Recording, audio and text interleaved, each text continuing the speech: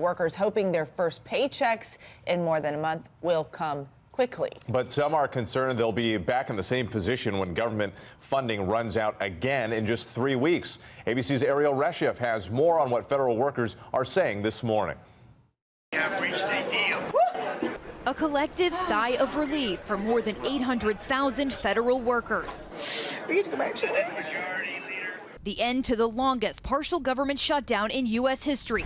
We need to get paid. A temporary reprieve, but that February 15th deadline looming for a so far elusive compromise on border security. Giving us a temporary solution is not really beneficial to us. Sure, they'll open it long enough to pay us our back pay, but then we're still dealing with uncertainties going forward. The 3-week agreement to get government employees back to work, hardly leaving a sense of long-term security. Crystal Kirkpatrick has worked for the IRS for 5 years.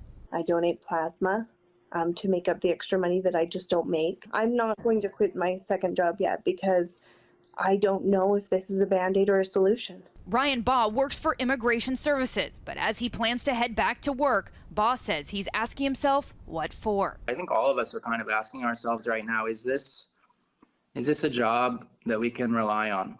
Is this a job that has our back like we have its back? And a senior administration official says specific payroll issues may vary by agency. Government workers are urged to contact their employers about paycheck information.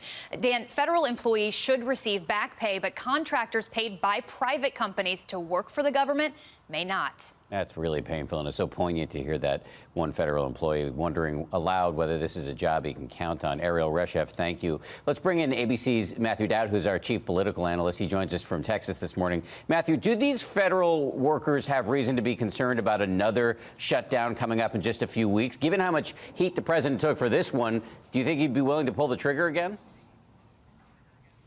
You know, Dan, Hollywood doesn't normally make a sequel after a bomb at the box office, but they've done it before. I think of Deuce Bigalow, where they made a sequel of Deuce Bigalow. I think the president it would be a good thing if he took some time of self-reflection in this and realize that doing it again is not going to help him. But with this president, you never know what he's going to do and whether or not he'll step in it one more time. You left out Benji the Hunted. That was one of my favorites. Politically, are there clear winners and losers in this story, in your view?